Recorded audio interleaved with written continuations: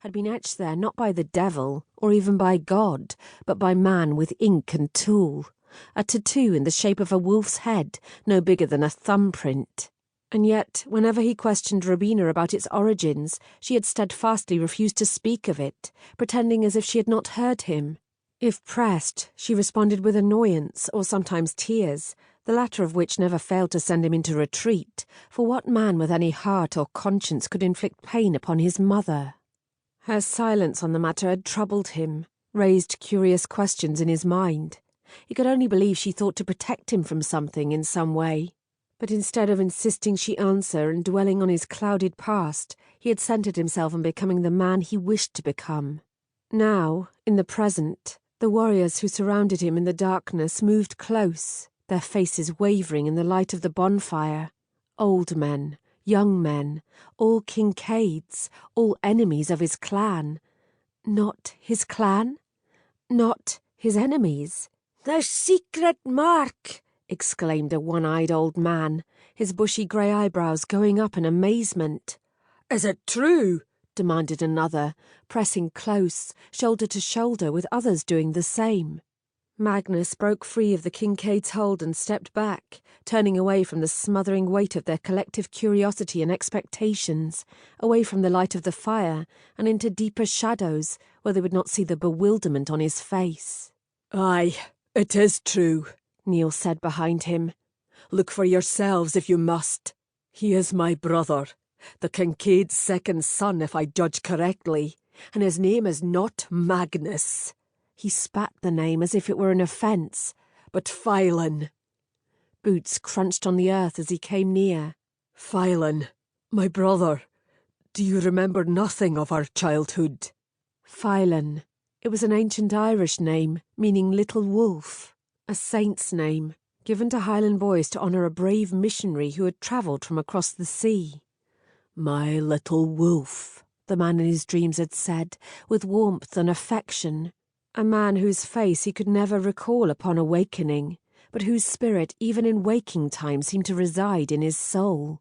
"None of this makes sense," Magnus uttered beneath his breath. All of it made sense.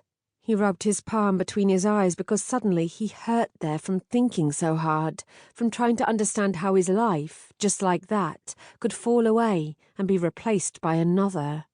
A life, a family, a proud ancient legacy. Now his? Having lived all his days as he could recall them as the unrecognised and unwelcome bastard son of the Alwyn, should he not feel satisfaction that he was no bastard at all, but held claim to something meaningful? That he was the son of a once powerful and respected lord and his lady, and brother to the fearsome warrior standing behind him? Should he not feel a sense of belonging at long last? He did not. Because it was a stolen life, an unfamiliar family and clan, an ancient legacy lost to violence, treachery and blood, all cruelly taken from him. A lifetime of love and kinship and memories stolen, and by whom? Those whom he had lived among, for as long as he could remember. Why? A gentle hand touched his shoulder, and he flinched. Elspeth said, "Magnus, Phelan, oh, I don't know what to call you. I can only imagine how you must feel." He turned, glancing down into her pale face, before looking beyond and higher, directly toward her husband, who remained fixed to the same spot, arms crossed over his chest, his mouth tight, looking at him guardedly, perhaps even with suspicion, as if he did not understand his response or lack thereof. "I have questions," Magnus answered in a guttural growl, "and I would ask that you give me time, so that I might have answers." Elspeth nodded, her eyes soft with sympathy. "But it makes sense, don't you see? You must have suffered some injury, whether to your body or your mind, that night or soon after, and that is why you remained mute for all that time, for years after, not speaking. That is why you don't remember." Yes, that. There had always been missing time, missing memories from his earliest days.